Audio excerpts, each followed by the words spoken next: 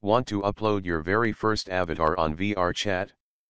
Well, let's get to work.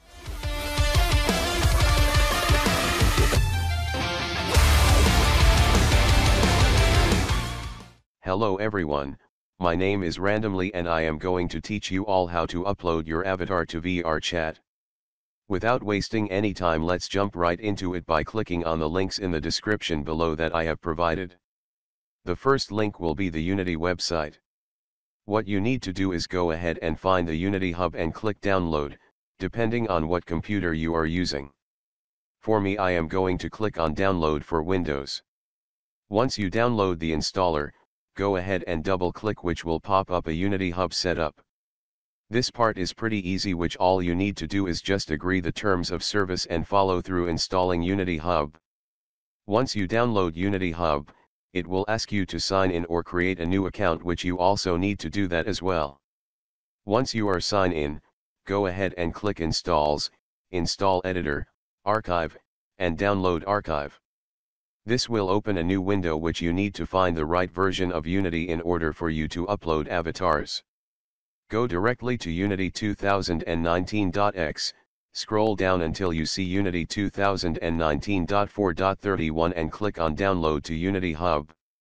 Once you click Install, go back to your Unity Hub, and which a new pop-up will show you to install the version.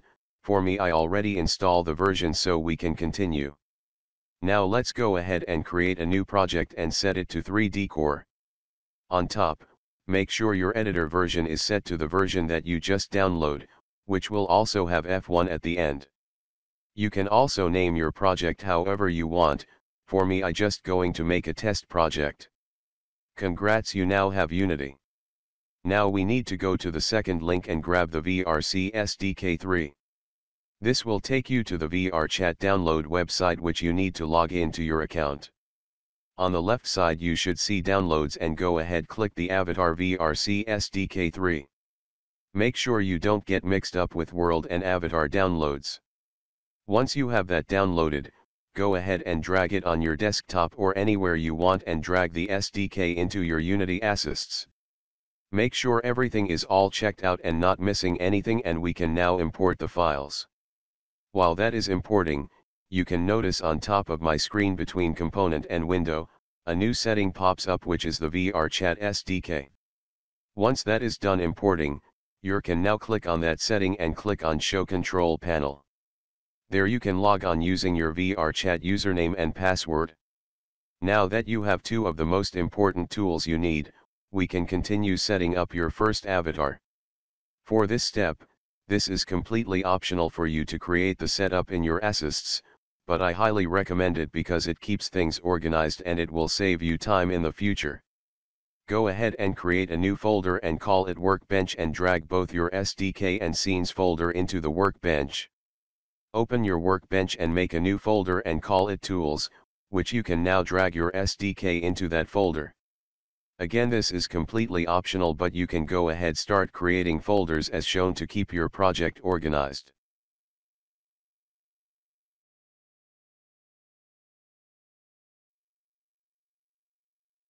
Once you have all your folders placed and organized, we can start importing the base model into Unity.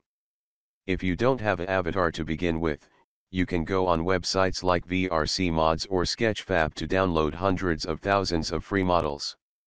Or unless you have a program called Blender and you make your avatar, that is something that you need to download or figure out how to make your own avatar. The only thing I need to point out is make sure you have the model avatar type set to FBX. Once you have your avatar, go ahead and drag the FBX file into your assets or your base model folder. Highlight your base model, and which you can now see on the right, the inspector opens up. Open Rig and set the animation type to humanoid and click Apply. Depending on your avatar, you might get an error message which we need to configure. Once you click on Configure, open the inspector and double check all the armatures are in the correct spot, which in this common case my jaw armature is not correct in my head. You can simply set the jaw to none because we don't really need it. Again, double check everything is in the right place. Once confirmed, scroll down and click on Pose, set to Enforced T-Pose and click Apply. Reason we enforce T-pose because some avatars are not correctly in the T-pose position and can act goofy in the VRChat game. Once that is done applying, you can go back to scene and drag your avatar into your hierarchy. Now we can start dressing the avatar up by giving the model texture and materials. Locate the textures of your model and drag it into your materials folder. Now highlight your avatar and drag all materials one by one onto the avatar. You will notice a new folder has been created and which you now have sphere textures. There you can now drag each material separately into the right places of your avatar.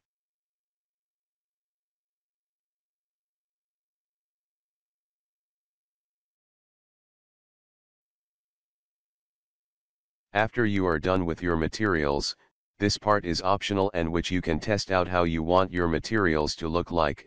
In this case it looks kinda shiny but not really natural and you might run in some problems in VRChat that your avatar will look dull and hard to see. In default, the avatar's shaders will be set to standard. Of course you can go on websites and look for any kind of shader you want, but my personal favorite shader that I like to apply on all my avatars is the Polyamitoon shader. You can find the link in the description below. This shader has all sorts of special effects, but most importantly, it will give your avatar a warm natural effect. Go ahead and download your shader and drag it to your assets folder and click import.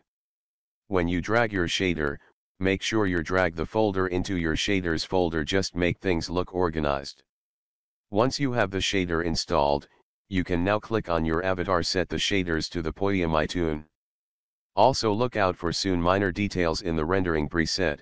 In this case I like to set all my shaders to cutout. As you can see here, my shoelaces texture doesn't look right. Once you have all your shaders in place, we can now add a component and add the VRC Avatar Descriptor. Now watch carefully to all these parts because it's optional for however you like to have your avatar. I am going to scale my main avatar just a bit because I like to be a small goofy child, but you can ignore the scale and skip ahead. First we need to set the viewpoint of our avatar. The little sphere is where you will see in the VRChat game. By moving the view position, we need to set that viewpoint between the eyes of the avatar.